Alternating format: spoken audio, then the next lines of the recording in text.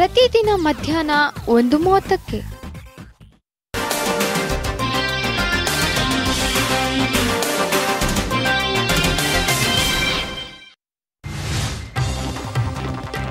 ಲೋಕಾಯುಕ್ತ ಸಂಸ್ಥೆಯಲ್ಲಿ ಭ್ರಷ್ಟಾಚಾರ ಆರೋಪ ಹಿನ್ನೆಲೆ ಬೆಂಗಳೂರಿನಲ್ಲಿ ಮುಂದುವರೆದ ವಿವಿಧ ಸಂಘಟನೆಗಳ ಪ್ರತಿಭಟನೆ. ಕರವೇ ಭ್ರಷ್ಟಾಚಾರ ವಿರೋಧಿ ಸಮಿತಿಯಿಂದ ಪ್ರತಿಭಟನೆ. ರಾಜ್ಯದಲ್ಲಿ ಮುಂದುವರೆದ ರೈತರ ಆತ್ಮಹತ್ಯೆ ಸರಣಿ. ಸಾಲ ಬಾಧೆಯಿಂದ ಮನನೊಂದ ರೈತ ನೇಣಿಗೆ ಶರಣು. ರಾಯಚೂರಿನ ಸಿಂಧನೂರಿನ ಚಿಕ್ಕಬೆರಗಿ ಗ್ರಾಮದಲ್ಲಿ ಘಟನೆ.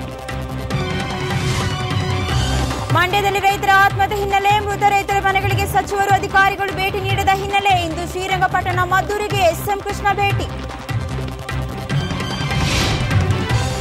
ನಿವೃತ್ತ ವೈದ್ಯರ ನಿಸ್ವಾರ್ಥ ಸೇವೆ. ಯಾವುದೇ ಶುಲ್ಕವನ್ನು ಪಡೆಯದೆ ಪಶುಗಳಿಗೆ ಉಚಿತ ಚಿಕಿತ್ಸೆ. ಕಳೆದ 42 ವರ್ಷಗಳಿಂದ ಸೇವೆ ಸಲ್ಲಿಸುತ್ತಿರುವ ಡಾಕ್ಟರ್ ಜಯರಾಮ್. ಬೆಂಗಳೂರಿನ ಆಭರಣ ಮಳಿಗೆಯಲ್ಲಿ ಕಳ್ಳತನಕ್ಕೆ ಯತ್ನ. ಪೊಲೀಸರಿಗೆ ಸಿಕ್ಕಿಬಿದ್ದ 3 ಕದೀಮರು. ಸುರಂಗ ತೋಡಿ ಕಳ್ಳತನಕ್ಕೆ ಯತ್ನಿಸಿದ ಕಳ್ಳರು.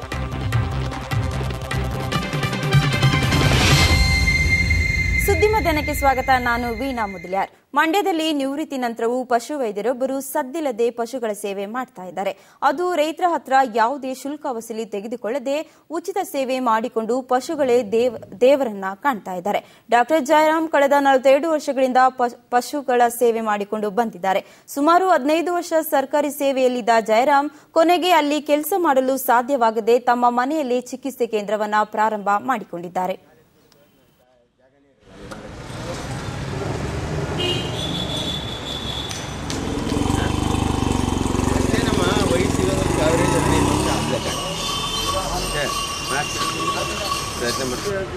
ಹಜೂರ್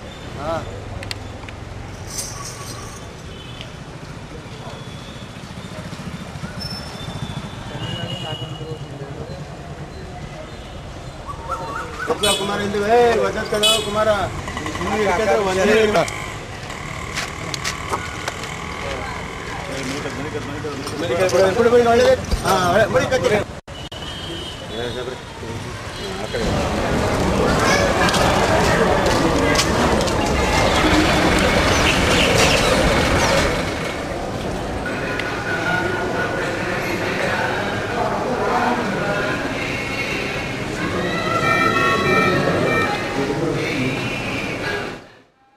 ಪ್ರತಿನಿತ್ಯ ಸುಮಾರು 40ಕ್ಕೂ ಹೆಚ್ಚು ಪಶುಗಳಿಗೆ ಚಿಕಿತ್ಸೆ ನೀಡುತ್ತಾರೆ.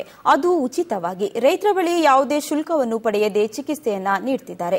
ಇನ್ನು ಪಶುಗಳನ್ನು ಕರೆದುಕೊಂಡು ಬಂದ ರೈತರ ಬಳಿ ತೆರಳಿ ಅದಕ್ಕೆ ಏನು ಸಮಸ್ಯೆ ಇದೆ ಅನ್ನೋದನ್ನ ಕೇಳಿ ತಿಳಿದುಕೊಳ್ತಾರೆ. ನಂತರ ಚಿಕಿತ್ಸೆ ಪ್ರಾರಂಭ ಮಾಡ್ತಾರೆ. ಅದು ಎಷ್ಟು ವೆಚ್ಚ ಚಿಕಿತ್ಸೆ ಆದ್ರೂ ಕೂಡ ಯಾವುದೇ ಶುಲ್ಕ ಕೇಳುವುದಿಲ್ಲ. ಇನ್ನು ರೈತರು ಕೈಯಾರ ಶುಲ್ಕ ಕೊಡಲು ಬಂದ್ರೆ ಕೈಚಾಚಿ ತೆಗೆದುಕೊಳ್ಳುವುದಿಲ್ಲ. ತನ್ನ ತಂದೆ ಮತ್ತು ನನಗೆ ಓದಲು ಸಹಾಯ ಮಾಡಿದ ರೈತರನ್ನ ನೆನೆದುಕೊಳ್ತಾರೆ.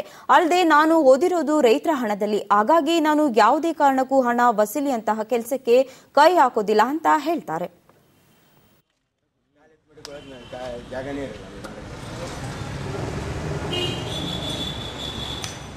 ಇಲ್ಲಿ ಸರ್ವಿಸ್ ಮಾಡ್ತಾ ಇರೋವಂಥವರು ಧರ್ಮ ಸೇವೆ ಮತ್ತು ಪ್ರಾಣಿಗಳ ಸೇವೆ ಪ್ರತಿಯೊಂದೂ ರೈತರ ಮಕ್ಕಳಿಗೆ, ಸಣ್ಣ ಪುಟ್ಟ ಜನಾಂಗಕ್ಕೆ, ಎಲ್ಲ ಜನಾಂಗಕ್ಕೂ ಅನುಕೂಲ ಆಗ್ತಾ ಇದೆ. ಈ ಥರ ಅನುಕೂಲ ಆಗ್ತಕ್ಕಂಥ ಡಾಕ್ಟ್ರುಗಳು ಇತಿಹಾಸದಲ್ಲಿ ನೋಡಿಲ್ಲ, ಮಂಡ್ಯ ಜಿಲ್ಲೆಯೊಳಗೆ ನೋಡಿಲ್ಲ. ಸುಮಾರು 40 ವರ್ಷದಿಂದ ಇವರು ಸೇವೆ ಮಾಡ್ತಾಯಿದ್ದಾರೆ. ಹಿಂದೆ ಗೌರ್ಮೆಂಟ್ ಕೆಲಸದಲ್ಲಿದ್ದಾಗಲೂ ಹಾಗೆ ಮಾಡ್ತಾಯಿದ್ರು. ₹1 ಲಂಚ ತಗೋತಿರಲಿಲ್ಲ, ₹1 ಸರ್ವಿಸ್ ಚಾರ್ಜ್ ತಗೋತಿರಲಿಲ್ಲ. ಇಂಥ ಸೇವೆ ಮಾಡ್ತಕ್ಕಂಥ ಡಾಕ್ಟ್ರು ಭಾಳ ಅಪರೂಪ, 1000ಕ್ಕೊಬ್ಬರು ಅಂತ ಹೇಳ್ಬೋದು. ಮನ್ಸೂರು ಡಾಕ್ಟ್ರು ₹100 ಫೀಸ್ ತಗೋತಾರೆ. ಇವರು ₹1 ತಗೊಳ್ಳಲ್ಲ. ಪ್ರಾಣಿಗಳು ಸೇವೆ ಅಂದರೆ ಅವರಿಗೆ ಪಂಚಪ್ರಾಣ. ಈ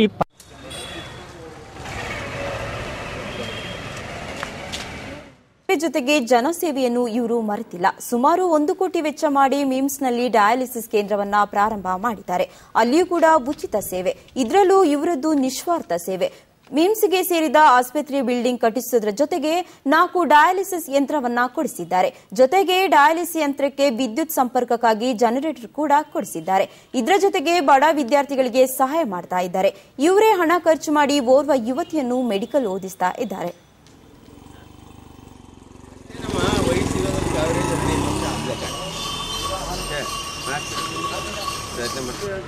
ಖಜೂರ್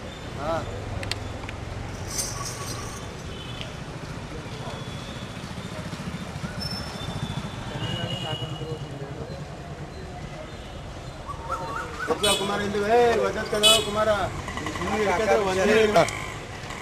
ಈ ವೆಟರ್ನರಿ ಸೈನ್ಸ್ನಲ್ಲಿ ನಾನು ಹೆಜ್ಜೆ ಇಡಬೇಕಾದ್ರೆ ಕಾರಣ ನಮ್ಮ ತಂದೆ.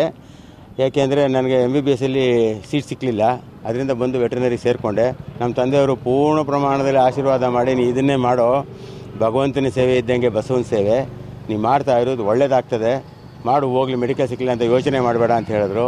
ಕೊನೆಗೆ ವೆಟರ್ನರಿ ಸೇರಿಕೊಂಡೆ. ಅದರಲ್ಲಿ ಬೇಕಾದ 2 ಡಿಗ್ರಿಗಳನ್ನೂ ಪಡೆದೆ, ಎಕ್ಸ್ಟ್ರಾ ಅದಕ್ಕೆ ತಕ್ಕಂತೆ ಕೆಲಸನೂ ಮಾಡಿದೆ. ಆ ವೆಟರ್ನರಿಗೆ ತಕ್ಕಂತೆ ನಾನು ಕೆಲಸ ಮಾಡಿರೋದು ಜನಗಳಿಗೆ ಅಭಿಪ್ರಾಯ ಇವತ್ತು ನೀವು ನೋಡಿದ್ರಲ್ಲ, ರೈತರುಗಳು ಎಷ್ಟು ಪ್ರೀತಿ ಇಟ್ಕೊಂಡು ನನ್ನ ಜೊತೆ ಬರ್ತಾರೆ, ಕೆಲಸಕ್ಕೆ ನಿಂತ್ಕೋತಾರೆ, ಸಹಾಯ ಮಾಡಿಕೊಡ್ತಾರೆ ಅನ್ನೋದೆಲ್ಲ ಕಣ್ಣಲ್ಲಿ ನೋಡಿದ್ರಿ. ಅದ್ರ ಜೊತೆಗೆ ಇದಕ್ಕೆ ಪೂರ್ಣವಾಗಿ ಸಪೋರ್ಟು ಯಾವಾಗಲೂ ರೈತರುಗಳ ಕಡೆಯಿಂದ ನನ್ನ ಸ್ನೇಹಿತರಾದಂಥ ದೇವರಾಜ ಆಗ್ಬೋದು, ರವಿ ಆಗ್ಬೋದು, ಶೇಖರ ಆಗ್ಬೋದು, ಕುಮಾರ ಆಗ್ಬೋದು, ಸುರೇಶ್ ಆಗ್ಬೋದು, ಪ್ರಶಾಂತ್ ಆಗ್ಬೋದು, ಇಂಥವರೆಲ್ಲ ನನಗೆ ಪೂರ್ಣವಾಗಿ ಸಪೋರ್ಟ್ ಕೊಡ್ತಾರೆ. ಸಣ್ಣ ಪುಟ್ಟ ಕೆಲಸಗಳ ಜೊತೆ ಸಹಾಯ ಮಾಡಿಕೊಡ್ತಾರೆ.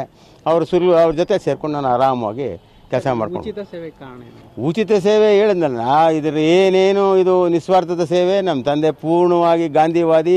ಅವರು ಕೆಲಸಕ್ಕೆ ಸೇರಿದ ದಿವಸನೇ ನನಗೆ ಹೇಳಿದ್ರು, ಲಂಚ ತಗೊಳ್ಳೋಕೆ ಕೂಡ್ದು, ಲಂಚ ತಗೊಳ್ಳೋಂಗಿದ್ರೆ ನೀನು ಬೇರೆ ರೀತಿ ಸಂಪಾದನೆ ಮಾಡು ಅಂತ ತಿಳಿಸ್ಬಿಟ್ಟಿದ್ರು. ಸರಿ, ಅದಾದಮೇಲೆ ಇನ್ಯಾಕೆ ನಾನು ಪ್ರಮಾಣನೂ ಮಾಡಿದ್ದೆ. ಡಿಗ್ರಿ ತಗೊಂಡಾಗ ಪ್ರಮಾಣ ಮಾಡಿದ್ದೂ ನಾವು ಲಂಚ ತಗೊಳ್ಳಲ್ಲ, ಸತ್ಯವಾಗಿ ಗೇಮೆ ಮಾಡ್ತೀನಿ ಅಂತೇಳಿ ನಾವು ಪ್ರಮಾಣ ಮಾಡಿದ್ವಲ್ಲ, ಅದಕ್ಕೆ ತಕ್ಕಂತೆ ಮಾಡಲೇಬೇಕು ಅಂತ ಮಾಡಿಸ್ತಾ ಇದ್ದೀನಿ. ಆಮೇಲೆ ದೇವರು ಎಲ್ಲ ಸೌಕರ್ಯಗಳು ನನಗೆ ಕೊಟ್ಟಿದ್ದಾನೆ.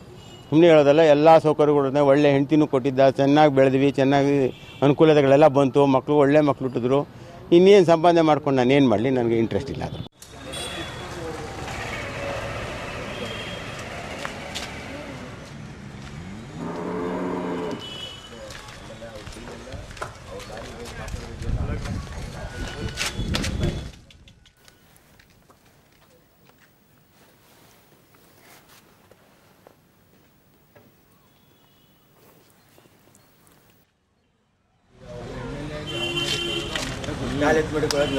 ಜಾಗನೇ ಇರಲ್ಲ.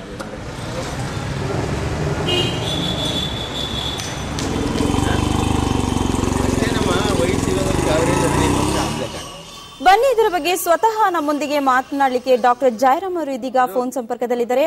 ಜಯರಾಮ್ ಅವರೇ, ನಮಸ್ಕಾರ. ನಮಸ್ಕಾರ ಮೇಡಮ್, ಹೇಳಿ ಮೇಡಮ್. ಸರ್, ಈಗಿನ ಕಾಲದಲ್ಲಿ ಗವರ್ಮೆಂಟ್ ಹಾಸ್ಪಿಟಲ್ ಕೂಡ ಲಂಚ ತೆಗೆದುಕೊಂಡು ಏನೋ ಒಂದು ಟ್ರೀಟ್ಮೆಂಟ್ ಕೊಡ್ತಾರೆ. ಅದರಲ್ಲಿ ನೀವು ಏನು ಪಶುಗಳಿಗೆ ಉಚಿತವಾಗಿ ಏನೋ ಒಂದು ಸೇವೆಯನ್ನ ಸಲ್ಲಿಸ್ತಾ ಇದ್ದೀರಾ, ₹1 ಕೂಡ ಏನೋ ಒಂದು ಶುಲ್ಕವನ್ನು ಪಡೆಯದಂತೆ. ಈ ರೀತಿ ನೀವು ಜನಸೇವೆ ಮಾಡ್ಲಿಕ್ಕೆ ಮುಖ್ಯ ಕಾರಣ ಏನು ಜಯರಾಮ್ ಅವರೇ? ಇದು ನಮ್ಮ ತಂದೆಯವರಿಂದ ಬಂದಂತ ಒಂದು ಆಶೀರ್ವಾದ ಮತ್ತೆ ಸ್ಫೂರ್ತಿ.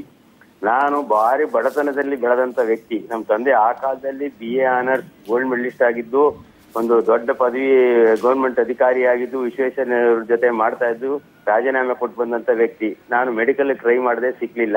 ವೆಟರ್ನರಿ ಸಿಕ್ತು, ಕೇಳಿದೆ ನಮ್ಮ ತಂದೆ, ಹೋಗಿ ಮಾಡೋ, ಬಸವನ ಸೇವೆ ಮಾಡೋ, ಭಗವಂತ ನಿನ್ಗೆಲ್ಲನೂ ಕರುಣಿಸ್ತಾನೆ ಅಂತಂದ್ರು. ಅದರಂತೆ ಶುರು ಮಾಡಿದೆ. ಆದ್ರೆ ಪದವಿ ತಗೊಳ್ಳುವಾಗ ನಾನು ಏನನ್ನ ಪ್ರಮಾಣ ಮಾಡಿದ್ದೆ? ಪದವಿ ತಗೊಳ್ಳುವಾಗ ಎಲ್ರಿಗೂ ಏನ್ ಪ್ರಮಾಣ ಬೋಧನೆ ಮಾಡ್ತಾರೆ, ಲಂಚ ತಗೊಳ್ಳಲ್ಲ, ನಿಸ್ವಾರ್ಥ ಸೇವೆ ಮಾಡ್ತೀನಿ ಅನ್ನೋದೊಂದು ಇತ್ತಲ್ಲ, ಅದನ್ನ ನಾನು ನಮ್ಮ ತಂದೆ ಹತ್ರಕ್ಕೆ ಬಂದು ತಿಳಿಸಿದಾಗ ಅವರು ಯಾವುದೇ ಕಾರಣದಲ್ಲೂ ನೀ ಲಂಚ ತಗೊಳಕ್ ಕೂಡ್ದು, ಲಂಚ ತಗೊಳ್ಳೋದಾದ್ರೆ ನನ್ನ ಮನೆಗೆ ಬರೋಕ್ ಕೂಡ್ದು. ಅವ್ರು ನಮ್ಮ ತಂದೆ ಸತ್ಯ ಹೇಳ್ಬೇಕು ಅಂದ್ರೆ 9 ಜನ ಮಕ್ಕಳಿಗೆ ಊಟ ಹಾಕೋಕೆ ಕಷ್ಟ ಬಿಟ್ಟಿದ್ರು. ಅಂತಹ ಪರಿಸ್ಥಿತಿಲಿ ನಮ್ಮನ್ನ ವಿದ್ಯಾಭ್ಯಾಸ ಕೊಟ್ರು. ಆ ಬಡತನನ ನಾನು ನೋಡಿದ್ದೆ. ಈಗ ರೈತರಿಗಿರ್ತಕ್ಕಂಥ ಕಷ್ಟನ ನಾನು ಪ್ರತಿ ದಿವಸ ನೋಡ್ತಾ ಇದ್ದೀನಿ. ಆ ದೃಷ್ಟಿಲಿ ನಾನು 1971ರಲ್ಲಿ ಡಿಗ್ರಿ ಪಡೆದಾಗಿಂದನು ಇಲ್ಲಿವರೆಗೂ ನನ್ನ ಜೀವನದಲ್ಲಿ ಒಬ್ಬರ ಹತ್ರನೂ ಒಂದು ಪೈಸಾ ಲಂಚ ಅಂತ ಮುಟ್ಟಿಲ್ಲ. ಯಾಕೆ ಅಂದ್ರೆ ಕಾರಣ ಒಂದೇ, ನನ್ನ ವಿದ್ಯಾಭ್ಯಾಸಕ್ಕೆ ನಮ್ಮ ತಂದೆ ಒಬ್ಬರೇ ಖರ್ಚು ಮಾಡಿಲ್ಲ. ನನ್ನ ವಿದ್ಯಾಭ್ಯಾಸಕ್ಕೆ ಸಾವಿರಾರು ಜನ ಕಟ್ಟಿರ್ತಕ್ಕಂಥ ಕಂದಾಯನ ಸರ್ಕಾರಕ್ಕೆ ಕಟ್ಟಿ, ಸರ್ಕಾರ ಅದನ್ನ ಉಪಾಧ್ಯಾಯರುಗಳಿಗೆ ಸಂಬಳದ ರೂಪದಲ್ಲಿ ಕೊಟ್ಟು, ಆ ಉಪಾಧ್ಯಾಯರುಗಳು ನನಗೆ ಮಾಡಿರ್ತಕ್ಕಂಥ ಪಾಠದಲ್ಲಿ ನಾನು ಕಲ್ತು ಇವತ್ತು ಒಂದು ವಿದ್ಯಾವಂತ ಪಶುವೈದ್ಯನಾಗಿದ್ದೇನೆ. ಆದ್ರಿಂದ ನಾನು ಆ ಋಣನ ತೀರಿಸ್ಬೇಕಿತ್ತು ರೈತರಿಗೆ. ಇದು ನಾನು ಆಲೇ ರಾಜೀನಾಮೆ ಕೊಟ್ಟೆ 20 ವರ್ಷ ಆಯ್ತಾ ಬಂತು. ಋಣ ತೀರಿಸ್ತಾ ಇದ್ದೀನಿ. ಇದು ನನ್ನ ನಿಸ್ವಾರ್ಥ ಸೇವೆ. ಇದಕ್ಕೆ ಇಷ್ಟೇ ಕಾರಣ, ಇನ್ನೇನು. ಹಾಗೆ ಪ್ರತಿನಿತ್ಯ ಸುಮಾರು 40ಕ್ಕೂ ಹೆಚ್ಚಿನ ಪಶುಗಳಿಗೆ ನೀವೇನೋ ಒಂದು ಉಚಿತವಾಗಿ ಚಿಕಿತ್ಸೆ ಕೊಡ್ತಾ ಇದ್ದೀರಾ. ಇನ್ನು ಇವಾಗ 40 ಪಶುಗಳಂದ್ರೆ ಏನು, ನೀವು ದಿನಕ್ಕೆ ಒಂದು 4,000 ಅಷ್ಟು ಕೂಡ ನೀವು ಸಂಪಾದನೆ ಮಾಡುವ ಅಂಥದ್ರಲ್ಲಿ ನೀವು ₹1 ಕೂಡ ತಗೊಳ್ಳೋದೇ ಒಂದು ಜನರಿಗೆ ಒಂದು ಉಚಿತವಾಗಿ ಸಹಾಯ ಮಾಡ್ತಾ ಇದ್ದೀರಾ. ಇದಕ್ಕೆ ನಿಮ್ಮ ಕುಟುಂಬದವರು ಎಷ್ಟು ಮಟ್ಟಿಗೆ ನಿಮ್ಗೆ ಸಾಥ್ ನೀಡ್ತಾ ಇರುವಂತದ್ದು ಜಯರಾಮ್ ಅವರೇ? ನನ್ನ ಕುಟುಂಬದಲ್ಲಿ ಎಲ್ಲರೂ ಪೂರ್ಣ ಸಂತೋಷ ಪಡ್ತಾರೆ. ನನ್ನ ಮಗ, ಮೊದಲನೇ ಮಗ ಡಾಕ್ಟರ್ ದಿನೇಶ್ ಅಂತ ಫಿಸಿಷಿಯನ್, ಸೊಸೆ ಡಾಕ್ಟರ್ ಉಷಾರಾಣಿ ಅಂತ ಅವಳು ಗೈನಕಾಲಜಿಸ್ಟ್. ಅವರಿಬ್ರು ತುಂಬಾ ಪ್ರೋತ್ಸಾಹ ಕೊಡ್ತಾರೆ. ಬೆಳಗ್ಗೆ ಎದ್ದು ಕೂಡ್ಲೇನೆ ನನಗೆ ತಿಂಡಿನೋ ಏನ್ ಬೇಕೋ 7 ಗಂಟೆಗೆ ಶುರು ಮಾಡ್ಬಿಡ್ತೀನಲ್ಲ, ಅಷ್ಟೊತ್ತಿಗೆನೆ ಏನಾದ್ರೂ ಒಂದು ಕೊಟ್ಟು ಆಚೆ ಕಳಿಸ್ತಾರೆ ನಾನು ಟ್ರೀಟ್ಮೆಂಟ್ ಕೊಡಕ್ಕೆ. ಎರಡನೇ ಮಗ ಕೌಶಿಕ್ ಅಂತೇಳಿ MBA ಮಾಡ್ಕೊಂಡು ಬೆಂಗಳೂರಲ್ಲಿ ಇದ್ದಾನೆ. ಅವನ ಹೆಂಡತಿ ಶಿಲ್ಪಾ ಅಂತೇಳಿ ಇಂಜಿನಿಯರು. ಅವರಿಬ್ರು ಕೂಡ ಫೋನ್ ಮಾಡಲು ಕೇಳ್ತಾ ಇರ್ತಾರೆ, ಪಾಪ ಒಂದ್ ಸ್ವಲ್ಪ ಹೊಟ್ಟೆಗೆ ತಿನ್ಕೊಂಡೋಗಿ, ಒಂದ್ ಸ್ವಲ್ಪ ಹೊಟ್ಟೆಗೆ ತಿನ್ಕೊಂಡೋಗಿ ಅಂತೇಳಿ ಅವ್ರು ಪ್ರೋತ್ಸಾಹ ಕೊಡ್ತಾರೆ. ಮಾಡ್ತೀನಿ. ನನ್ನ ಹೆಂಡತಿ ಸತ್ತಿಗೆ 15 ವರ್ಷಗಳು ಮುಗೀತು. ನನ್ನ ಹೆಂಡತಿ ಗೈನಕಾಲಜಿಸ್ಟ್ ಆಗಿದ್ಲು, 15 ವರ್ಷ ಆಯ್ತು. ಅವಳು ತುಂಬಾ ಫೇಮಸ್ ಡಾಕ್ಟ್ರು. ನಾವು ಆ ಕಾಲದಿಂದನೂ 5 ರೂಪಾಯಿ 10 ರೂಪಾಯಿ ಚಾರ್ಜ್ ಅಲ್ಲೇ ಜೀವನ ಮಾಡ್ತಿದ್ವಿ. ನನ್ನ ಹೆಂಡತಿ ಅವಳು ಅದೇ ತರ ಇದ್ಲು. ನಾನಂತೂ ಲಂಚ ಮುಟ್ಟೋದೇ ಇಲ್ಲ ಅಂತ ನಿರ್ಧರಿಸಿದ್ದೀನಿ. ಅದನ್ನ ಮಾಡೋದು ಇಲ್ಲ. ನನ್ನ ಮಕ್ಳಿಗೂ ಹೇಳ್ಬಿಟ್ಟಿದ್ದೀನಿ, ಅವರೂ ಮಾಡಲ್ಲ ಯಾರು. ಇದನ್ನ ನಾವು ನಡ್ಸ್ಕೊಂಡು ಹೋಗ್ತಾ ಇದೀವಿ. ಇದು ನಮ್ಮ ಮನೇಲಿ ಬಂದ ಪದ್ಧತಿ ತರ ಆಗೋಗ್ಬಿಟ್ಟಿದೆ ನಮ್ಮ ತಂದೆ ಆಶೀರ್ವಾದದಿಂದ. ಅಂದ್ರೆ ಏನಂದ್ರೆ ಕಷ್ಟದಿಂದ ಬಂದವರಿಗೆ ಮಾತ್ರ ಆ ಒಂದು ಕಷ್ಟ ಗೊತ್ತಾಗಂತಾನೆ ಹೇಳ್ಬಹುದು. ಸೊ ನೀವು ಕಷ್ಟದಿಂದ ಬಂದಿರೋದ್ರಿಂದ ನಿಮ್ಗೆ ರೈತರ ಒಂದು ಕಷ್ಟ ಏನಂತ ತಿಳಿದ್ರಿಂದ ನೀವು ಇಷ್ಟೊಂದು ಸಹಾಯ ಮಾಡ್ತಾ ಇದ್ರ. ನಿಮ್ಮ ಮಕ್ಕಳಿಗೆ ನೀವು ಯಾವ ರೀತಿ ಒಂದು ಸಲಹೆಯನ್ನ ಕೊಡ್ತಾ ಇದ್ದೀರಾ ಜಯರಾಮ್ ಅವರೇ? ಅದನ್ನ ಕೇಳಿದ್ರೆ ನಿಮ್ಗೆ ಆಶ್ಚರ್ಯ ಆಗ್ಬಿಡ್ತದೆ. ನನ್ ಮಗನ್ಗೆ ಇಲ್ಲಿ ಫಿಸಿಷಿಯನ್ ಆಗಿದ್ದು ಕೂಡ ನನ್ನಿಂದ ಇಲ್ಲಿ ರೈತರುಗಳು ಒಳಗಡೆ ಹೋದ್ರೆ ಅವನ್ ಮಗ ನೋಡ್ತಿದ್ದಂಗೆನೆ ಕಾಸು ತಗೊಳಲ್ಲ. ಇದು ಸತ್ಯವಾದ ಮಾತು. ಹಣನೇ ತಗೊಳ್ಳಿ. ಆಯ್ತು ನೀವು ಹೋಗಪ್ಪ, ಬೇಡ ನಿನ್ನ ಹತ್ರ ಕಾಸಿಲ್ಲ, ಬಡವ ಹೋಗು ಅಂತ ಹೇಳ್ತಾನೆ. ಇದೆಲ್ಲ 100-150 ರೂಪಾಯಿ ಚಾರ್ಜ್ ಮಾಡ್ತಾ ಇದ್ರು ಅವನು ಹಣ ತಗೊಳ್ಳದೆ ಮಾಡ್ತಾನೆ, ಹೋಗು ಅಂತ. ಸೊಸೆ ಮಾತ್ರ ಸ್ವಲ್ಪ ಚಾರ್ಜ್ ಮಾಡ್ತಾಳೆ, 50 ರೂಪಾಯಿ 60 ರೂಪಾಯಿ 20 ರೂಪಾಯಿ. ಯಾಕಂದ್ರೆ ನಮ್ ನರ್ಸಿಂಗ್ ಹೋಮ್ ನಡಿಬೇಕಲ್ಲ, ಸಂಬಳ ಕೊಡ್ಬೇಕು, ಎಲೆಕ್ಟ್ರಿಸಿಟಿ ಕಟ್ಟಬೇಕು, ಆಯಾ ಸಂಬಳ ಕೊಡ್ಬೇಕು, ಇವೆಲ್ಲ ಖರ್ಚಿದೆ. ಅದಕ್ಕೊಂದ್ ಸ್ವಲ್ಪ ಚಾರ್ಜ್ ಮಾಡ್ತಾಳೆ. ಮಗ ಅಂತೂ ದಿವಸ ಒಂದು 10-20 ಪೇಷಂಟ್ ಫ್ರೀನೇ ಆಗುತ್ತೆ ಫೋಟೋ. ಅದನ್ನೇ ನಾನು ಮಗನಿಗೆ ಅಡ್ವೈಸ್ ಮಾಡಿದೀನಿ, ತಗೋಬೇಡ, ಬಡವರಿಗೆ ಬಿಟ್ಬಿಡು, ನಮಗ್ ದೇವ್ರು ಕೊಟ್ಟಿದ್ದಾನೆ. ನನ್ನ ಬಡತನದಲ್ಲಿ ನಾನು ಹಾಲು ಮಾರ್ತಾ ಇದ್ದೆ. ದನಗಳಿಗೆ ಹುಲ್ ಕೆತ್ಕೊಂಡ್ಬಂದು ಎಮ್ಮೆಗೆ ಹುಲ್ಲು ಹಾಕಿ ತರಕಾರಿ ಬೆಳೀತಿದ್ರು ನಮ್ಮ ಮನೆಯೊಳಗೆ ಕಾಂಪೌಂಡ್ ಒಳಗೆ. ಅದನ್ನ ಮಾರಿ ಜೀವನ ಮಾಡ್ತಾ ಇದ್ದಂತ ವ್ಯಕ್ತಿ. ಏನು ನಮ್ಮ ತಂದೆ ದೊಡ್ಡ ರಿಟೈರ್ಡ್ ಸೂಪರ್ಡೆಂಟ್ ಆಫ್ ಇಂಡಸ್ಟ್ರೀಸ್ ಆಗಿದ್ದವರು. 1954ರಲ್ಲಿ ಅವ್ರು ಕೆಲಸ ಬಿಟ್ಟು ಬಂದವರು ಲೆಕ್ಕಾಚಾರ. ಈ ತರದಲ್ಲಿ ಜೀವನ ಮಾಡಿದವ್ರು ನಾವು. ಇದನ್ನೆಲ್ಲ ಕಣ್ಣಲ್ಲಿ ನೋಡಿದ್ದೀನಿ. ಯಾವುದೇ ಕಾರಣದಿಂದ ಲಂಚ ಮಾಡಬಾರ್ದು. ಈಗ ದೇವ್ರೆಲ್ಲಾನು ಕೊಟ್ಟಿದ್ದಾನೆ, ಸಂತೃಪ್ತಿಯಾಗಿದ್ದೀನಿ. ನನಗೆ ಇನ್ನೇನಕ್ಕೆ ಬೇಕು, ಅದರಿಂದ ನಾನೇನು ಮುಟ್ಟಲ್ಲ. ಹಾಗೇನೆ ನೀವು ಏನು ವಿಮ್ಸ್ಗೆ ಸೇರಿರುವಂತಹ ಒಂದು ಆಸ್ಪತ್ರೆಗೆ ಏನು ಬಿಲ್ಡಿಂಗ್ ಕೂಡ ಕಟ್ಸಿದ್ರ, ಜೊತೆಗೇನು 4 ಡಯಾಲಿಸಿಸ್ ಯಂತ್ರವನ್ನು ಉಚಿತವಾಗಿ ಕೊಡಿಸಿದ, ಜೊತೆಗೇನು ವಿದ್ಯುತ್ ಸಂಪರ್ಕ ಕೂಡ ಏನು ಉಚಿತವಾಗಿ ಏನು ನೀವು ಕೊಡಿಸಿರುವಂತದ್ದು. ಹಾಗೇನೇನು ಓರ್ವ ಯುವತಿಯನ್ನು ಕೂಡ ನೀವು ಮೆಡಿಕಲ್ ಕೂಡ ಓದಿಸ್ತಾ ಇದ್ದೀರಂತ ಏನು ತಿಳಿದು ಬಂದಿರುವಂತದ್ದು. ಇದ್ರ ಬಗ್ಗೆ ಏನ್ ಹೇಳ್ತೀರಾ ಜಯರಾಮ್ ಅವರೇ? ಒಂದ್ ಹೇಳ್ತೀನಿ. ಡಯಾಲಿಸಿಸ್ ಸೆಂಟರ್ ಕೊಡೋಕೆ ಒಂದು ಕಾರಣವಿದೆ. ನಾನು ಒಂದ್ ದಿವಸ ಸರ್ಕಾರಿ ಆಸ್ಪತ್ರೆ, ಗೌರ್ಮೆಂಟ್ ಹಾಸ್ಪಿಟಲ್ ಹೋಗಿದ್ದೆ. ಅಲ್ಲಿ ಸುಮಾರು ಜನ ಡಾಕ್ಟರ್ಗಳು ನನ್ನ ಸ್ನೇಹಿತರು. ಅಲ್ಲಿ ಹೋಗಿರುವಾಗ ಒಂದು ನನ್ನ ಹತ್ರ ಹಸುನ್ ಕರ್ಕೊಂಡ್ ಬರ್ತಾ ಇದ್ದ ಒಂದು ಹೆಂಗಸು ಓಡ್ ಬಂದ್ಲು. ಅಣ್ಣ ನಮ್ಮ ಯಜಮಾನ್ರಿಗೆ ಹಿಂಗ ಆಗೋದೆ, ಹೇಳಣ್ಣ ಇನ್ನು 3 ತಿಂಗಳ ಗಂಟ ಚಾನ್ಸ್ ಇಲ್ವಂತೆ ಮಾಡೋಕೆ ಡಯಾಲಿಸಿಸ್ ನ ಅಂತ. ಕೇಳ್ತೀನಿ ಇರಮ್ಮ ನಾನು ಹಂಗಾರೆ ಅಂದ್ಬಿಟ್ಟು ಒಳಗಡೆ ಹೋಗಿ ನೋಡಿದೆ. ಅಲ್ಲಿರೋದು 2 ಯಂತ್ರಗಳು, 180 ಜನ ಕ್ಯೂ ಅಲ್ಲಿ ಕೂತಿದ್ದಾರೆ. ಅವರು ಕೊಡೋದ್ರೊಳಗೆ ಇವ್ರು ಸತ್ತೋಗಿರ್ತಾರೆ ಅಂತ ನನಗೆ ಗೊತ್ತಾಯ್ತು. ನಾನು ಅಲ್ಲಿ ದೇವರಾಣೆ ಅಪ್ಪ ಡಾಕ್ಟರ್ ಕೇಳಲಿಲ್ಲ. ವಾಪಸ್ ಬಂದು ಕೆಳಗಡೆಗೆ ಆ ಅಮ್ಮನ ಕೈಗೆ 100 ರೂಪಾಯಿ ಕೊಟ್ಬಿಟ್ಟು, ಹೇಳಿದೀನಿ ಕಣಮ್ಮ, ಸುಳ್ಳು ಹೇಳಿದೆ, ಹೇಳಿದೀನಿ ಕಣಮ್ಮ, ಮಾಡ್ಕೊಡ್ತಾರೆ ಅರ್ಜೆಂಟು ನಿನಗೆ ಅಂತ ಹೇಳ್ಬಿಟ್ಟು ಮನೆಗೆ ಬಂದೆ. ಅಷ್ಟರಲ್ಲಿ ನನ್ನ ತಮ್ಮ ಅಮೆರಿಕಾದಲ್ಲಿ ಡಾಕ್ಟರ್ ಕೃಷ್ಣಪ್ಪ ಅಂತೇಳಿ 40 ವರ್ಷದಿಂದ ಹೋದ. ಅವನಲ್ಲಿ ತುಂಬಾ ಅನುಕೂಲವಾಗಿ ಎಲ್ಲ ಬೆಳೆದಿದ್ದಾನೆ. ಪ್ರತಿ 2 ವರ್ಷ ನಮ್ಮ ಫಂಕ್ಷನ್ ಬರ್ತಾ ಇರ್ತಾನೆ. ಈಗಲೂ ನಮ್ದು ನಾಳಿದ್ದು ಭಾನುವಾರ ಫಂಕ್ಷನ್ ಇದೆ. ನಮ್ ದೊಡ್ಡ ಇದನ್ನ ಮಾಡ್ತೀನಿ, ಸನ್ಮಾನ ಮಾಡ್ತೀನಿ. ಆವಾಗ ಅವ್ನು ಬಂದಾಗ ಹಿಂಗ್ ಕೂತ್ಕೊಂಡು ಮಾತಾಡ್ತಾ ಇದ್ವಿ. ಏನಾರು ಒಂದು ದಾನ ಮಾಡ್ಬಿಡೋಣ ಕಣೋ ನಮ್ಮ ಅಪ್ಪನ ಹೆಸರಲ್ಲಿ ಅಂತಂದ. ಅದು ಒಳ್ಳೆ ಕೆಲಸ ಅಂದಿದ್ರೆ ನಾನು ತಕ್ಷಣ ಹೋದೆ. ಗೌರ್ಮೆಂಟ್ ಹಾಸ್ಪಿಟಲ್ ಎಲ್ಲರೂ ಕಾಂಟ್ಯಾಕ್ಟ್ ಮಾಡಿದೆ, ಮಾತಾಡಿದೆ, ಕಟ್ಟಿಸ್ಕೊಡಿ ಅಂದ್ರು. ಸುಮಾರು ಖರ್ಚು ಬೀಳ್ತು. ದೊಡ್ಡದಾಗಿ ಕಟ್ಟಿಸ್ಕೊಟ್ಟಿದ್ದೀನಿ. ಇನ್ನೂ 10 ಮಿಷಿನ್ ಇಡುವಂತ ಜಾಗ ಇದೆ. ಯಾರು ದಾನ ಮಾಡಿದ್ರೆ ಅದನ್ನ RO ಪ್ಲಾಂಟ್ ಒಂದು 3.5-4 ಲಕ್ಷ ಆಯ್ತು. ಅದನ್ನ ಮೇಲ್ಗಡೆ ಹಾಕಿಸ್ಕೊಟ್ಬಿಟ್ಟು 47 ಚದರ ಬಿಲ್ಡಿಂಗ್ ಕಟ್ಸ್ಕೊಟ್ಬಿಟ್ಟು ಬಿಟ್ಟಿದ್ದೀವಿ. ಈಗ ದಿವಸಕ್ಕೆ ಹೆಚ್ಚು ಕಡಿಮೆ ಒಂದು 18ರಿಂದ 20 ಜನಕ್ಕೆ ಡಯಾಲಿಸಿಸ್ ನಡೀತಾ ಇದೆ.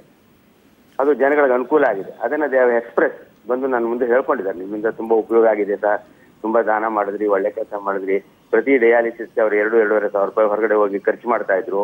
ಆ ಖರ್ಚು ಮಾಡೋದೆಲ್ಲ ಉಳಿಸ್ತಾ ಇದ್ದೀರಿ ಸರ್, ನಮ್ಗೊಂದು 200 ರೂಪಾಯಿ 150 ರೂಪಾಯಿ ಚಾರ್ಜ್ ಮಾಡ್ತಾರೆ. ಈಗ ನಮ್ಗೆ ತುಂಬಾ ಬಡವ್ರಿಗೆ ಅನುಕೂಲ ಆಗಿದೆ ಅಂತ ಬಂದು ಹೇಳ್ತಾರೆ. ಅದನ್ನ ಮಾಡೋಕೆ ಇದೊಂದೇ ಕಾರಣ. ಅದಾದ ಮೇಲೆ ಈ ಚಾಪುರದ ಹುಡುಗಿ ಏನದು ಚಾಪುರದ ದೊಡ್ಡಿ ಅಂತೇಳಿ ಮದ್ದೂರ್ ಹತ್ರ ಇದೆ. ಅವರೊಂದು ಬಡ ಕಾರ್ಮಿಕನ ಮಗಳು. ಅವಳಿಗೆ MBBS ಸೀಟ್ ಸಿಕ್ಕಿತ್ತು. ಗುಲ್ಬರ್ಗಾದಲ್ಲಿ ಓದ್ತಾ ಇದ್ಲು. ಒಂದು 3 ತಿಂಗಳಾದ ಮೇಲೆ ಅವಳಿಗೆ ಮುಂದಿನ ವಿದ್ಯಾಭ್ಯಾಸ ಮುಂದುವರ್ಸೋದಕ್ಕೆ ತುಂಬಾ ಕಷ್ಟದಲ್ಲಿ ಇದ್ಲು. ಹಾಸ್ಟೆಲ್ ಫೀಸ್ ಕಟ್ಟಕ್ಕಾಗಿರ್ಲಿಲ್ಲ. ಮನೆಗೆ ಬಂದ್ಬಿಟ್ಟಿದ್ಲು. ಇಲ್ಲಿ ಯಾರೋ ಅವ್ರನ್ನ ಹಿಡಿದು ಬಂದು ನನ್ನ ಹತ್ರ ಸುದ್ದಿ ಕೊಟ್ರು, ಹೀಗಿದೆ ನೋಡಿ ಸರ್, ಮಾಡ್ತೀರಾ ಏನಾದ್ರು ಅಂತ. ಕರ್ಕೊಂಬ ಅಂತ ಹೇಳಿ ಕರೆಸ್ತೆ. ಬಂದ್ರು, ಮಾತಾಡಿದ್ರು. ಪ್ರತಿ ಈಗ 3 ವರ್ಷದಿಂದ ಅವಳಿಗೆನೆ 15,000 ರೂಪಾಯಿ ನಮ್ಮ ಟ್ರಸ್ಟ್ ಇಂದ ಕೊಡ್ತಕ್ಕಂಥ ದುಡ್ಡು ಕೊಟ್ಬಿಟ್ಟು ನಾನು ಉಳಿಕೆ ಅವಳ ಆಸ್ತಿ ಖರ್ಚು ಮತ್ತು ಇವುಗಳೆಲ್ಲ ನಾನು ಸ್ವಂತ ದುಡ್ಡಿಂದ ಕೊಟ್ಟು ಓದಿಸ್ತಾ ಇದ್ದೀನಿ. ಇನ್ನೇನು ಈ ಡಿಸೆಂಬರ್ಗೆ ಅವಳ ಡಿಗ್ರಿ ಮುಗಿತದೆ. ಪುಷ್ಪಾ ಗೌಡ ಅಂತ ಹೇಳಿ ಅವ್ರಿಗೆ ಹೆಸರು. ಅವಳಿದೇನೇನು ಈ ಡಿಸೆಂಬರ್ಗೆ ಒಂದು MBBS ಮುಗಿತದೆ. ಅಲ್ಲಿ ಒಂದು ಮನೆಗೆ ದೀಪ ಹಚ್ಚುತ್ತಾಳೆ. ಏನೇ ಆದ್ರೂ ಹುಡುಗರಿಗಿಂತ ಹುಡುಗಿರು ಮೇಲು, ತಂದೆ ತಾಯಿ ನೋಡ್ಕೊಳ್ಳೋದ್ರಲ್ಲಿ ಆಗ್ಲಿ ಅಥವಾ ಒಂದು ಮನೆ ಕಷ್ಟ ಸುಖ ಅಂತ ತಿಳ್ಕೊಳ್ಳೋದ್ರಲ್ಲಾಗ್ಲಿ ಯಾವುದೇ ರೀತಿಲೂ ಹುಡುಗಿರಿಗೂ ಸ್ವಲ್ಪ ಕರುಣೆ ಅನ್ನೋದು ಜಾಸ್ತಿ ಇರ್ತದೆ. ಅದು ಮಾಡಿದ್ದೀನಿ, ಬದುಕ್ತಾಳೆ, ಮುಂದಕ್ಕೆ ಅವ್ರ ಮನೆ ಬೆಳಗ್ತದೆ. ನನ್ನ ಕೈಲಿ ಆಯ್ತು, ನನಗೆ ಪೆನ್ಷನ್ ಬರ್ತಾ ಇತ್ತು, ಮನೆಗೆ ನಾನು ಅಕ್ಕಿ ತರಬೇಕಾಗಿಲ್ಲ, ಬೇಳೆ ತರಬೇಕಾಗಿಲ್ಲ, ಮಕ್ಕಳು ದುಡಿತಾ ಇದ್ದಾರೆ, ಅವ್ರು ಕೊಡುವಂಥದ್ದು ಏನೂ ಇಲ್ಲ. ನಾನು ಅದರಿಂದ ಒಂದು ದಾನ ಮಾಡಿ ಅವ್ರಿಗೆ ಒಂದು ವಿದ್ಯಾಭ್ಯಾಸ ಕೊಡೋಣ ಅನ್ನೋ ಆಸೆ ಆಯ್ತು. ನಮ್ಮ ತಂದೆ ಹಿಂದೆ ಅವರಿದ್ದಾಗಲೂ ಕೂಡ ಅವರು ಬಡಬಕರ ಮಕ್ಕಳುಗಳಿಗೆಲ್ಲ ಕೊಡ್ತಾ ಇದ್ರು. ಆ ದೃಷ್ಟಿ ನನ್ನಲ್ಲೂ ಇತ್ತು. ಅಷ್ಟೊತ್ತಿಗೆ ಇವಳು ಸಿಕ್ಕಿದ್ಲು, ವಿದ್ಯಾಭ್ಯಾಸಕ್ಕೆ ದಾನ ಮಾಡಿದ್ದೀನಿ. ಇನ್ನೇನು ಹೆಚ್ಚು ಕಡಿಮೆ ಅವಳು ಇನ್ನೊಂದು 4 ತಿಂಗಳಾದ್ರೆ ವಿದ್ಯೆ ಮುಗಿತದೆ. MBBS ಕ್ಲಾಕ್ ಆಗ್ತಾಳೆ ಅವಳು ಪುಷ್ಪಗಳು. ಇದು ನಮ್ಮ ಕೈಲಾದ್ರು ಏನು ಸ್ವಾರ್ಥತೆ ಇಲ್ಲ ಇದ್ರಲ್ಲಿ. ನಂದು ಏನೂ ಇಟ್ಕೊಂಡಿಲ್ಲ ಮನಸ್ಸಿನಲ್ಲಿ. ಏನೋ ಬಡವರು ಬಂದು ಕೇಳ್ಕೊಂಡ್ರು, ಆಯ್ತು ಹೋಗಮ್ಮ ಓದಿಸ್ತೀವಿ. ಇದರಿಂದ ಇನ್ನೇನು ಆಸೆಗಳು ಇಟ್ಕೊಂಡಿಲ್ಲ ನಾನು. ಈಗ ಜಯರಾಮ್ ಅವ್ರೀಗ ಮಂಡ್ಯದಲ್ಲಿ ಸಾಕಷ್ಟು ರೈತರು ಏನು ಒಂದು ಆತ್ಮಹತ್ಯೆ ಮಾಡಿಕೊಳ್ತಾ ಇರುವಂತದ್ದು. ಸೊ ಅದು ನಿಮ್ಗೂ ಕೂಡ ಗೊತ್ತಿರುವಂತದ್ದು. ಆದ್ರೂ ಕೂಡ ಸರ್ಕಾರ ಅವರಿಗೆ ಯಾವುದೇ ಒಂದು ಸಹಾಯ ಮಾಡ್ಲಿಕ್ಕೆ ಮುಂದಾಗಿಲ್ಲ. ಅಂತದ್ರಲ್ಲಿ ನೀವು ಅಟ್ಲೀಸ್ಟ್ ಏನು ಒಂದು ಪಶುಗೆ ಒಂದು ಉಚಿತವಾಗಿ ವೈದ್ಯ ನೀಡೋದ್ರಲ್ಲಿ ನೀವೇನು ಒಂದು ರೈತರ ಮನಸ್ಸನ್ನ ಹಿಡಿದಿದ್ದೀರಾ ಅಂತ ಹೇಳ್ಬೋದು. ಏನು ಮಂಡ್ಯದಲ್ಲಿರುವ ಎಲ್ಲಾ ರೈತರಿಗೂ ನೀವು ಒಂದು ದೇವ್ರಂತಾನೆ ಹೇಳ್ಬೋದು ಜಯರಾಮ್ ಅವ್ರೆ. ಇಲ್ಲ, ಆತರ ಇದೆ. ನಾನು ಅವ್ರಿಗಾಗ್ಲೇ ಸಂದೇಶವನ್ನು ಕಳಿಸ್ತಾ ಇದ್ದೀನಿ. ಇದಕ್ಕೆ ಹೆದರಿ ನೀವು ಜೀವನ ಕೊನೆ ಮಾಡಬೇಡಿ. ಇದಕ್ಕೆ ಹೆದರಿ ಜೀವನವನ್ನು ಕೊನೆ ಮಾಡಬೇಡಿ. ಸಾಲದ ಶೂಲ ನಿಮ್ಗೇನು ಹೆಚ್ಚಿನ ದಿವಸ ಇರೋಲ್ಲ. ಯಾವಾಗ್ಲೂ ಕೆಟ್ಟದೇ ಇರೋದಿಲ್ಲ ಮನುಷ್ಯನಿಗೆ. ಯಾವಾಗ್ಲೂ ದೇವರು ಒಂದ್ಸಲಿ ಒಳ್ಳೇದನ್ನ ಕರುಣಿಸ್ತಾನೆ. ಅವಾಗ ಅದನ್ನ ಸರಿಯಾದ ದಾರಿಲಿ ನಾವು ಉಪಯೋಗಿಸ್ಕೋಬೇಕು. ಇವರಲ್ಲಿ ಕೆಲವು ಕಷ್ಟ ಸುಖಗಳಲ್ಲಿ ಇವರು ಸಾಲ ಮಾಡಿದಾರೆ ನಿಜ. ಸರ್ಕಾರ ಸ್ಪಂದಿಸೋದಕ್ಕೆ ಬೇಕಾದಷ್ಟು ದಾರಿಗಳಿದೆ ಇದಕ್ಕೆ. ಆದ್ರೆ ಸರ್ಕಾರದ ಮನಸ್ಸಿನಲ್ಲಿ ಬರ್ಬೇಕಾಗಿದ್ದು ಬರಲಿಲ್ಲ. ಈಗ ನೀವೇ ಟಿವಿಲಿ ನೋಡ್ತೀರಿ, ನಿಮ್ಮಿಂದನೇ ಜನಗಳಿಗೆ ಎಚ್ಚೆತ್ತುಗಳಿಗೆ ಕೊಡಕ್ ಸಾಧ್ಯತೆ ಇರೋದು, ನೀವೇ ಕಣ್ಣು ತೆರೆಸೋಕ್ ಸಾಧ್ಯ ಇರೋದು. ನನ್ನೊಬ್ಬನ ಕೂಗಿನಿಂದ ಇದು ಸಾಧ್ಯ ಇಲ್ಲ. ಆದ್ರೆ ನಾನು ಆಗ್ಲೇ ಸಂದೇಶವನ್ನು ಕಳಿಸ್ತಾ ಇದ್ದೀನಿ ಗೊತ್ತಿರೋರಿಗೆ. ನನ್ನ ನೆಂಟರುಗಳ ಮುಖಾಂತರಲ್ಲೇ ಜಯರಾಮ್ ಡಾಕ್ಟರ್ ಹೇಳಿದ್ರು ಅಂತ ಹೇಳೋ, ಯಾಕೆ ಅವ್ನು ತಗೋತಾನೆ, ಒಂದು ಹೊಸ ತಗೊಳಕ್ ಹೇಳೋ, ಏನಾರು ಒಂದು ಸಹಾಯ ಮಾಡೋಣ ಎಲ್ಲರೂ ಸೇರಿ, ಇದು ಹಾಲ್ ಕರೆದು ಜೀವನ ಮಾಡಕ್ ಹೇಳೋ ಅಂತ ಎಲ್ಲ ಹೇಳ್ತೀನಿ ನಾನು. ಏನೋ ಇದು ದುರಾದೃಷ್ಟ ನಮ್ಮ ರೈತರದು ಗೊತ್ತಿಲ್ಲ. ಮಳೆ ಬೆಳೆ ಸರಿಯಾಗಿ ಆಗ್ತಾ ಇಲ್ಲ, ಬೆಳೆದ ಬೆಳೆಗೆ ಹಣ ಸಿಗ್ತಾ ಇಲ್ಲ ಇದೆ ನೋಡಿ. ಒಂದು ಕಾಲದಿಂದಲೂ ನಿಮಗೆ ಗೊತ್ತಿದೆ, ರೈತ ಇಲ್ಲದೆ ದೇಶನೇ ಬೆಳೆಯಲ್ಲ. ಆ ರೈತನಿಂದನೇ ಎಲ್ಲವೂ ಆಗೋದು. ಅವನ್ ಬೆಳೀತಕ್ಕಂತ ಒಂದು ಅಕ್ಕಿನೇ ನಾವು ಇಂಟರ್ನ್ಯಾಷನಲ್ ಹೋಟೆಲ್ ಊಟ ಮಾಡ್ತೀವಿ, ಏರೋಪ್ಲೇನ್ ಅಲ್ಲಿ ಊಟ ಮಾಡ್ತೀವಿ, ಎಲ್ಲ ಯಾರ ಮನೆ ಮಹಾರಾಜರ ಮನೇಲಿ ನೋಡಿದ್ರು ಅದನ್ನೇ ಊಟ ಮಾಡ್ತೀವಿ. ಆದ್ರೆ ಅವನಿಗೆ ದೇವರು ಊಟಕ್ಕಿಲ್ದಂಗೆ ಮಾಡ್ತಾನೆ. ಇದು ಅವನು ಮಾಡಿರ್ತಕ್ಕಂಥ ಎಂತ ಕರ್ಮವೋ ಇದು ಗೊತ್ತಿಲ್ಲ ನನಗೆ. ಆದ್ರೆ ಅವನಿಗೆ ದೇವರಂತೂ ಕರುಣಿಸ್ಲೇಬೇಕು, ಕರುಣಿಸ್ತಾನೆ. ನಾನಂತೂ ಪೂರ್ಣ ಪ್ರಮಾಣದಲ್ಲಿ ಬೆಳಿಗ್ಗೆ ಎದ್ದಾಗ ಸರ್ವೇ ಜನ ಸುಖಿ ಕಾಪಾಡಪ್ಪ ರೈತರನ್ನ ಅಂತ ಹೇಳ್ತೀನಿ. ಅದಕ್ಕಿಂತ ಹೆಚ್ಚು ನನ್ನ ಕೈಲಿ ಏನ್ ಮಾಡಕ್ಕೆ, ಎಲ್ಲಾ ರೈತರನ್ನು ಸಾಕುವಂತ ಶಕ್ತಿ ನನಗೇನು ದೇವ್ರು ಕೊಟ್ಟಿಲ್ಲ. ಮಾಡೋದಂತೂ ಮಾಡ್ತಾ ಇದ್ದೀನಿ ಸಹಾಯ. ಯಾವುದೇ ಕಾರಣದ ಯಾವುದೇ ಹಳ್ಳಿಗೆ ಇಲ್ಲಿಂದ ಆಟೋದಲ್ಲಿ ಸ್ಕೂಟ್ರಲ್ಲಿ ಹೋಗಿ ಟ್ರೀಟ್ಮೆಂಟ್ ಕೊಟ್ಟರು 1 ಪೈಸಾ ತಗೊಳಲ್ಲ. ಮಾಡಿಕೊಟ್ಬಿಟ್ಟು ಅವರ ಬದುಕ್ತಾ ಅಂತ ಫೋನ್ ಮಾಡಿ ಕೇಳ್ತೀನಿ. ಸಂತೋಷವಾಗಿ ಹೇಳ್ತಾರೆ, ಸರ್ ಬದುಕೊಂಡಿದೆ, ಹಾಲು ಕರೀತಾ ಇದೆ ಸರ್ ಅಂತಾರೆ. ನನಗೆ ಅಷ್ಟೇ ಸಾಕು, ಇನ್ನೇನ್ ಬೇಕು ನನಗೆ, ಅವರ ಆಶೀರ್ವಾದ ಇದೆ ಸರ್. ಓಕೆ ಜಯರಾಮ್ ಅವರೇ, ನಿಮ್ಮಂತ ಜನಸೇವೆ ಮಾಡೋರೊಂದಿಗೆ ಮಾತನಾಡಿದಕ್ಕೆ ನನಗೂ ಕೂಡ ತುಂಬಾನೇ ಸಂತೋಷವಾಯ್ತು. ಜನಸೇವೆಯೊಂದಿಗೆ ಮಾತನಾಡಿದಕ್ಕೆ ಧನ್ಯವಾದಗಳು ಜಯರಾಮ್ ಅವರೇ.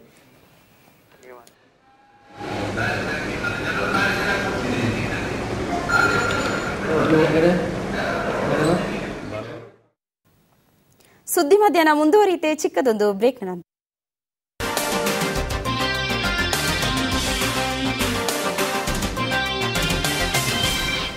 ಟಿಜಿಎಸ್ ಸಮರ್ಪಿಸ್ತಾ ಇದೆ ಗೃಹ ಉತ್ಸವ 2015. 20% ರಿಯಾಯಿತಿ ದರದಲ್ಲಿ ಸೈಟ್ಗಳು ಹಾಗೂ ಫ್ಲಾಟ್ಗಳು ಲಭ್ಯ. ಈ ಸುವರ್ಣ ಅವಕಾಶ ಪಡೆಯಲು ಹಿಂದೆ ಸಂಪರ್ಕಿಸಿ 7022890880.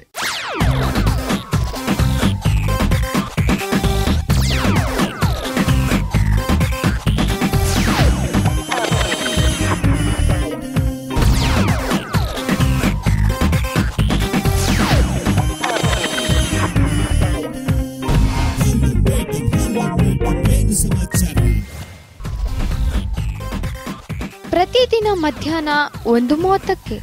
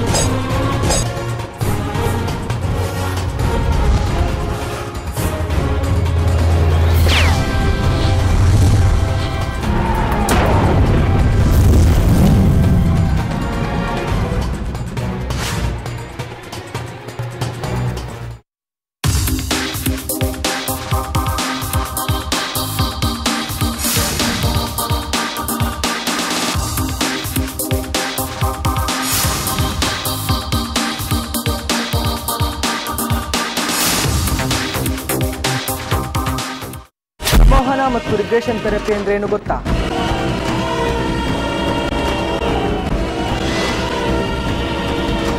ಸಂಮೋಹನ ಚಿಕಿತ್ಸೆಯಿಂದ ಬರೀ ಹಿಂದಿನ ಜನ್ಮದ ರಹಸ್ಯ ತಿಳ್ಕೊಳ್ಳೋದಷ್ಟೇ ಅಲ್ಲ, ಈ ಜನ್ಮದ ಭವಿಷ್ಯನೂ ಸಹ ಸರಿಪಡುತ್ತೆ. ಅದು ಮಾನಸಿಕ ಸಮಸ್ಯೆಗಳಿರಲಿ ಅಥವಾ ದೈಹಿಕ ತೊಂದರೆಗಳಿರಲಿ. No medicine, no side. ನಂಬಿ ಬಂದ್ರೆ ಪರಿಹಾರ. ಹುಟ್ಟು ಸಾವಿನ ನಂತರ ಇದು ಆತ್ಮಗಳ ಕತೆ. ಶನಿವಾರ ಮತ್ತು ಭಾನುವಾರ ಸಂಜೆ 7:30ಕ್ಕೆ.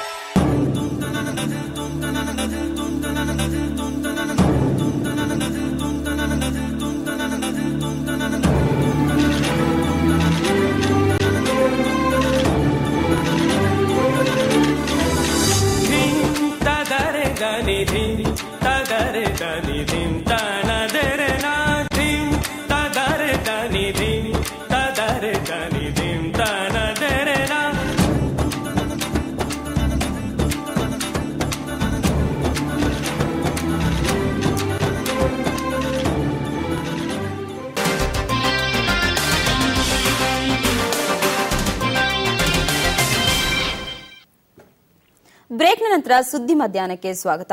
ರಾಜ್ಯ ಸರ್ಕಾರದ ಕಾರ್ಯವೈಖರಿಗೆ ಎಸ್ಎಂ ಕೃಷ್ಣ ಬೇಸರ ವ್ಯಕ್ತಪಡಿಸಿದ್ದಾರೆ. ಈ ಬಗ್ಗೆ ಇಂಧನ ಸಚಿವ ಡಿಕೆ ಶಿವಕುಮಾರ್ ಜೊತೆ ಚರ್ಚೆ ನಡೆಸಿದ್ದಾರೆ.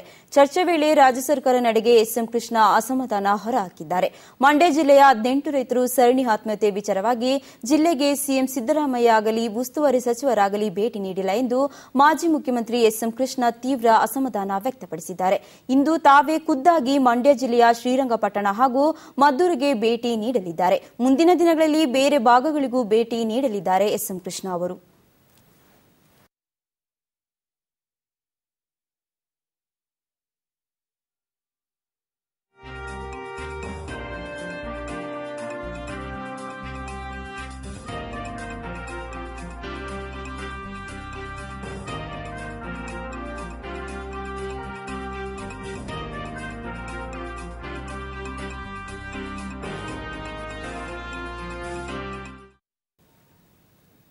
ನಿನ್ನೆ ತಡರಾತ್ರಿ ನಗರದ ಆಭರಣ ಮಳಿಗೆಯಲ್ಲಿ ಕದಿಮರು ಕಳ್ಳತನಕ್ಕೆ ಯತ್ನಿಸಿದ್ದಾರೆ.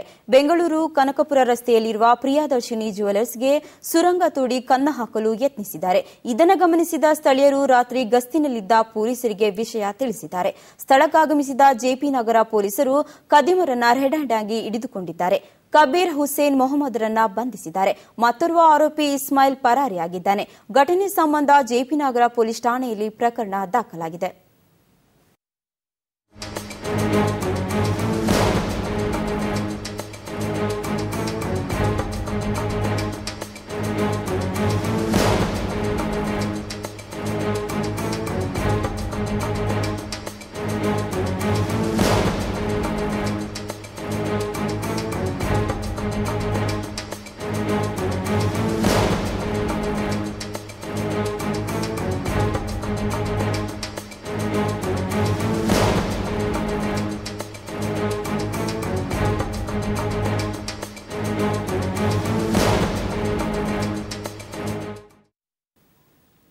ವ್ಯಾಪಂ ಹಗರಣದ ತನಿಖೆಯನ್ನು ಇದೀಗ ಸಿಬಿಐಗೆ ಒಪ್ಪಿರುವ ಹಿನ್ನೆಲೆಯಲ್ಲಿ ಸಿಬಿಐನ ವಿಶೇಷ ತನಿಖಾ ದಳ ಕೋರ್ಟ್ನಿಂದ ತನಿಖೆ ಪೂರ್ಣಗೊಂಡ ಪ್ರಕರಣಗಳನ್ನು ಕೇಸ್ ಫೈಲ್ ಮಾಡಲು ಸಿಬಿಐಗೆ ಒಪ್ಪಿಗೆ ಕೊಡಬೇಕೆಂದು ನ್ಯಾಯಾಲಯಕ್ಕೆ ಅರ್ಜಿ ಸಲ್ಲಿಸಿತು. ಇನ್ನು ಇದಕ್ಕೆ ಉತ್ತರಿಸಿದ ಕೋರ್ಟ್ ಜುಲೈ 20ರಂದು ವಿಚಾರಣಾ ಮನ್ನಣೆಗೆ ಅವಕಾಶ ನೀಡಿದೆ.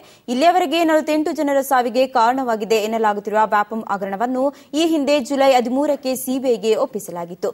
ಮಧ್ಯಪ್ರದೇಶದ ಸಿಎಂ ಆದ ಶಿವರಾಜ್ ಚೌಹಾಣ್ಗೆ ಸಾಕಷ್ಟು ಮುಜುಗರ ಉಂಟು ಮಾಡಿರುವ ವ್ಯಾಪಂ ಪ್ರಕರಣಕ್ಕೆ ಸಿಬಿಐ ತಿರುವು ಪಡೆದಿರುವುದು ಸಾಕಷ್ಟು ಕುತೂಹಲ ಹುಟ್ಟಿಸಿದೆ.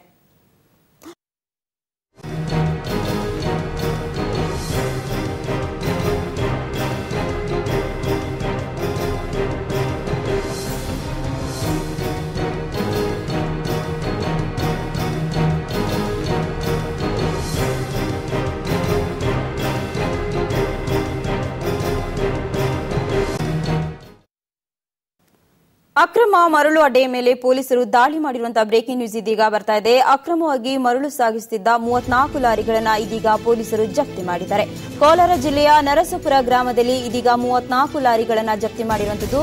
ಕೋಲಾರದಿಂದ ಬೆಂಗಳೂರಿಗೆ ಅಕ್ರಮವಾಗಿ ಮರಳು ಸಾಗಾಣಿಕೆ ಮಾಡುತ್ತಿದ್ದರು. ಇದೀಗ ಕೋಲಾರ ತಹಸೀಲ್ದಾರ್ ವಿಜಯಣ್ಣ ನೇತೃತ್ವದಲ್ಲಿ ಈ ಒಂದು ದಾಳಿ ನಡೆಸಲಾಗಿದ್ದು, ವೆಮಂಗಾಲ್ ಪೊಲೀಸ್ ಠಾಣೆಯಲ್ಲಿ ಪ್ರಕರಣ ಕೂಡ ದಾಖಲಾಗಿದೆ. ಇನ್ನು ಕೋಲಾರ ಜಿಲ್ಲೆಯ ನರಸೀಪುರ ಗ್ರಾಮದಲ್ಲಿ ಅಕ್ರಮವಾಗಿ ಮರಳು ಸಾಗಿಸಿದ್ದ 34 ಲಾರಿಗಳನ್ನ ಇದೀಗ ಜಪ್ತಿ ಮಾಡಲಾಗಿದೆ. ಕೋಲಾರ ತಹಸೀಲ್ದಾರ್ ವಿಜಯಣ್ಣ ನೇತೃತ್ವದಲ್ಲಿ ಈ ಒಂದು ದಾಳಿ ನಡೆಸಲಾಗಿರುವಂತದ್ದು.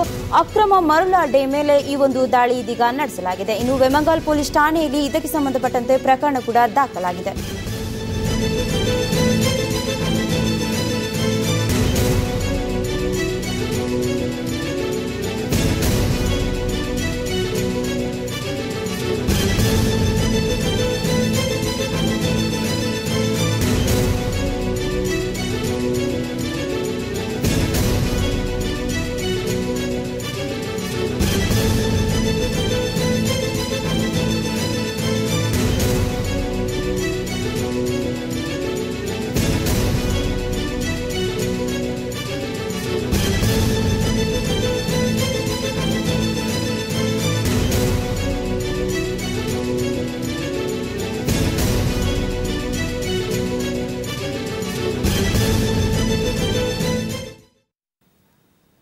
ಇದಿಷ್ಟು ಈಗಿನ ಸುದ್ದಿ. ಪ್ರತಿಕ್ಷಣದ ಸುದ್ದಿಗಾಗಿ ನೋಡ್ತಾ ಇರಿ ಜನಶ್ರೀ ನ್ಯೂಸ್. ಇದು ಜನ ಮನ ಧನಿ. ನಮಸ್ಕಾರ.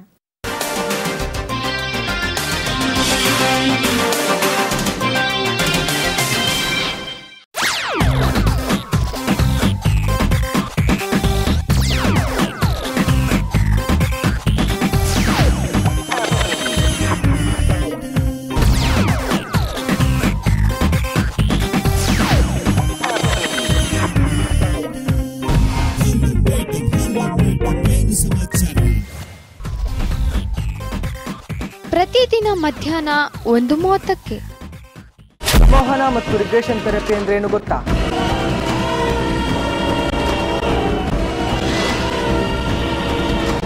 ಸಂಮೋಹನ ಚಿಕಿತ್ಸೆಯಿಂದ ಬರೀ ಹಿಂದಿನ ಜನ್ಮದ ರಹಸ್ಯ ತಿಳ್ಕೊಳ್ಳೋದಷ್ಟೇ ಅಲ್ಲ, ಈ ಜನ್ಮದ ಭವಿಷ್ಯನೂ ಸಹ ಸರಿಪಡುತ್ತೆ. ಅದು ಮಾನಸಿಕ ಸಮಸ್ಯೆಗಳಿರಲಿ ಅಥವಾ ದೈಹಿಕ ತೊಂದರೆಗಳಿರಲಿ. No medicine, no side. ನಂಬಿ ಬಂದ್ರೆ ಪರಿಹಾರ. ಹುಟ್ಟು ಸಾವಿನ ನಂತರ ಇದು ಆತ್ಮಗಳ ಕತೆ. ಶನಿವಾರ ಮತ್ತು ಭಾನುವಾರ ಸಂಜೆ 7:30ಕ್ಕೆ.